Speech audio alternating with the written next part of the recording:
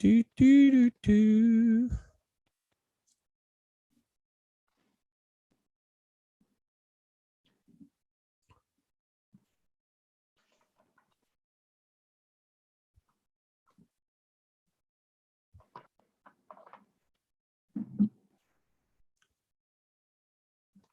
How are you today, my friend? I am mostly good. Just running. How Running. are you? Yes, I can Yeah. see that. Okay. We're live. Jesse, we're live. Okay. Welcome to Meet Your MLA Amanda Jensen version. So my name is Alan Friesen, and I know this lovely person here, Amanda. And Amanda Jensen is putting her hat in the ring to be. Oh, hang on one second. Sorry, I got something else that's Mostly good. playing over here now. Gosh darn it. Just running. Okay, I'm back. Sorry about that. So Amanda is running to be a member of the Legislative Assembly through the NDP. And Amanda, I got to tell you, I am like putting my whole being at risk by interviewing you. I got people that probably aren't going to talk to me anymore. My strong conservative guys say, "What are you doing talking to NDP folks?" But anyways, here's the way I'm seeing this. We need good people who want to make a difference in this world. You're one of those people. And so I'm very honored that you're running for this and support you in that, because I think you would do amazing things in our community and you've been a huge community supporter. So thanks. So tell us what prompted you to do this. This is a lot of work, and you're like in a fishbowl. People like criticize you all the time when you're a politician. Like, why do you want this in your life?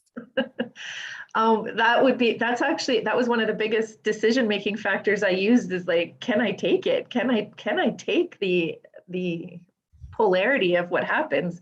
But I think I can. It might take some getting used to.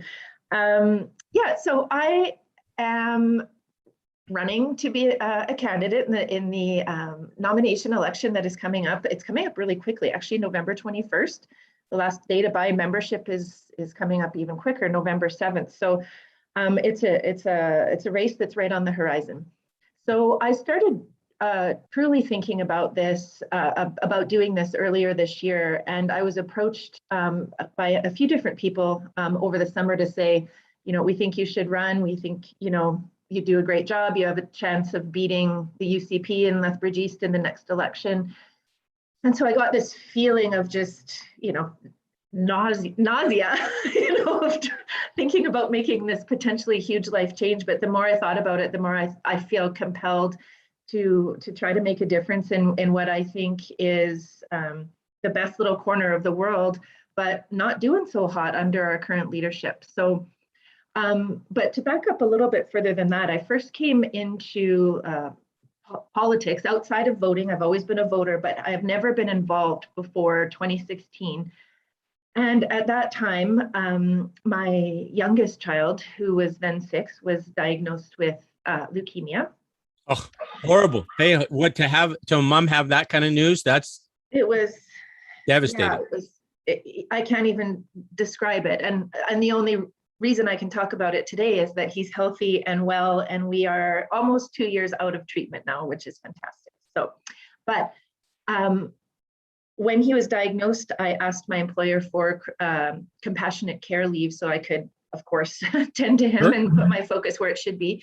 And not only was that denied, but my position was, I was terminated.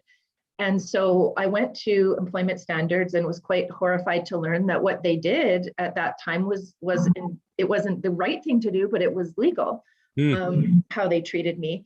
And so I got in touch with the then governing NDP party in Edmonton, and we worked together to change legislation. And I'm happy to say that now today, another parent in the similar shoes that I was in will have job protected leave. So it was my first foray into understanding that little old me, little old anyone can have a direct influence on policy and on law. And it was thrilling to learn that. That's look amazing. Look at the difference. Your experience, and then you advocating for your experience, but like to try and change the situation.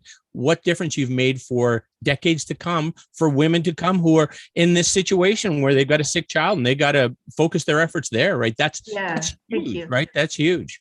Well, I appreciate that. I feel really proud of it. I also felt internally that I just needed to keep pursuing this because justice and social justice is really important to me, and I felt like there was no justice in what was happening, and so it was a fantastic experience for me with learning and growth and all that stuff.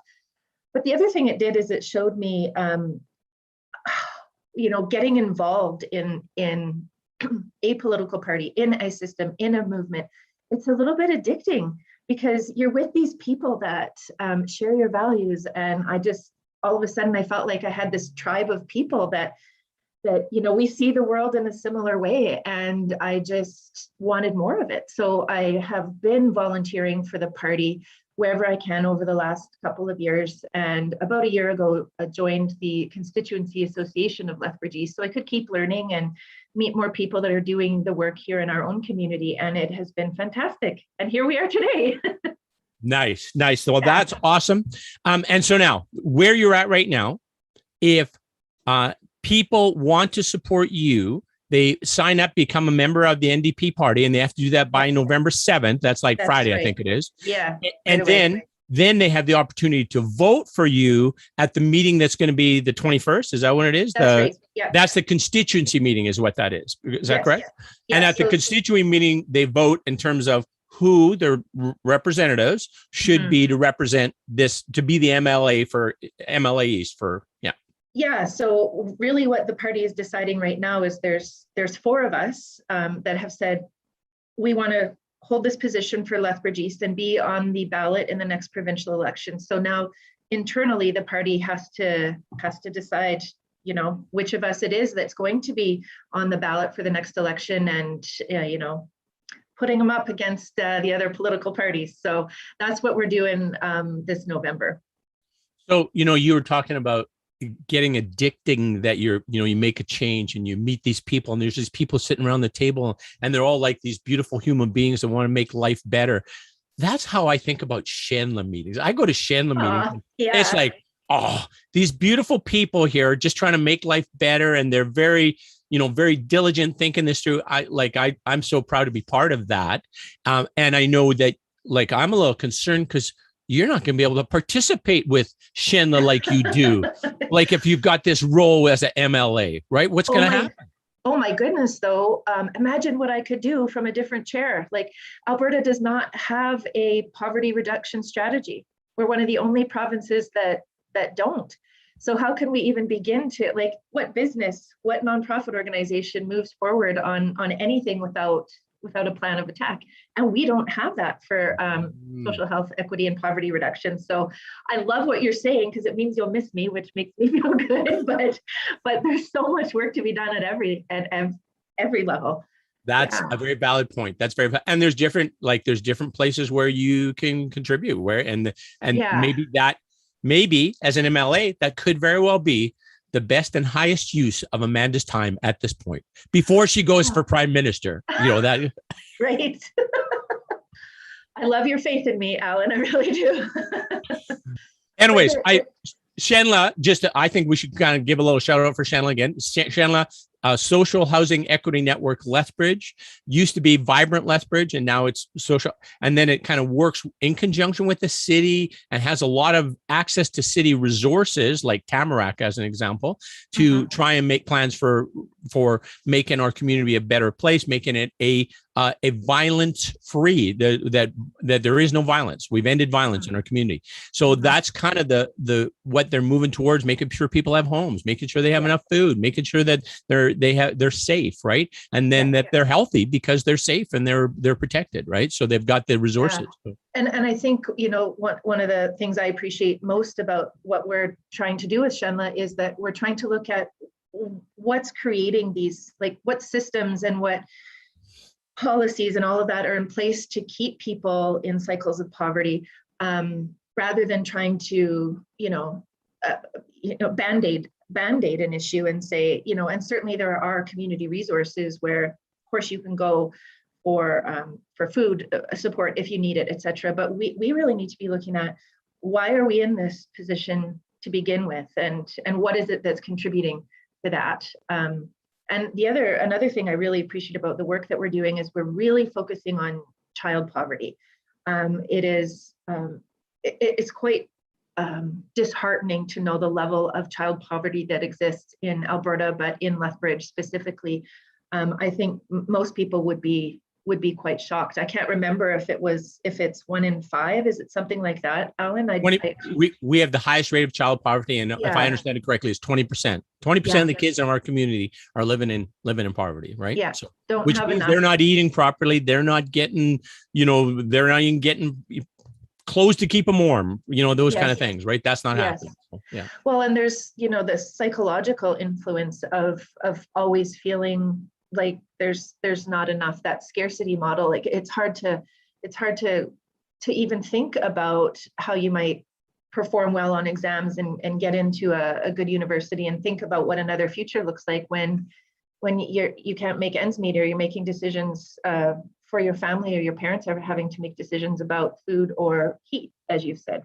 So the effects are just, devastating on a physiological level, but it's so much deeper than that too. Right. But again, getting back to root causes and how do we solve those so all of the other life destroying circumstances don't flow from that, right? That's addiction, right. And poor health and those kind of things. Yes. You know what I probably you've heard me talk enough. You know that I have this vision for what's going to make a big difference. Have I shared this with you? You have, but share again. I'm going to share again. I think this is life-changing. I think this would make a huge difference in our community. There's this system navigator training that we started, CWSS, so the City Wellness and Safety Security Program. Then they're basically, part of it was to in the integrated care access model. So basically to make it easier for people who need services to get access to services. Then they started this system navigator training, just getting off the ground, just getting rolling. There's been the first 30 type people that have done the training. I'm one of them. And then they're going to do a whole bunch of these trainings. And you think about this, if you have 1,000 people in our community who are aware of the resources that are available, and they have enough comfort level. They're not a professional. They're not a psychologist. They're not a police officer. They're not a social worker. They're just a human being in the community who says, Sarah, I think you might be experiencing some challenges right now. I don't want to, be intrusive in your life in any way, but if you need some help, I might know where there's some resources. May I help you? And then if Sarah says yes, and I get Sarah the help she needs, and it prevents Sarah from experiencing violence, right? And it prevents Sarah's kids from seeing Sarah experience violence.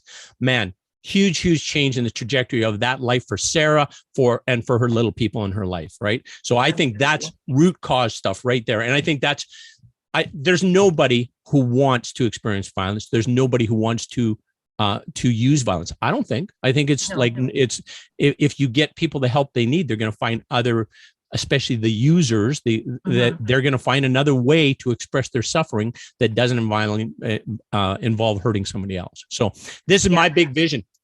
I love your big vision. And I think, one of the other beautiful pieces about that integrated coordinated access is that it takes, it's trying to take us as service providers out of silos, and so that we can treat somebody as a whole being with potentially complex multiple needs, and treating it in a more wholesome manner. And so I think reducing the fracturing of services is a huge beautiful potential outcome of this work as well. Yeah, I agreed. We're having our, what's it called, the community practice meeting, discussing like how this is going to work. And there's other communities that are ahead of us on this model, right? They're making this work.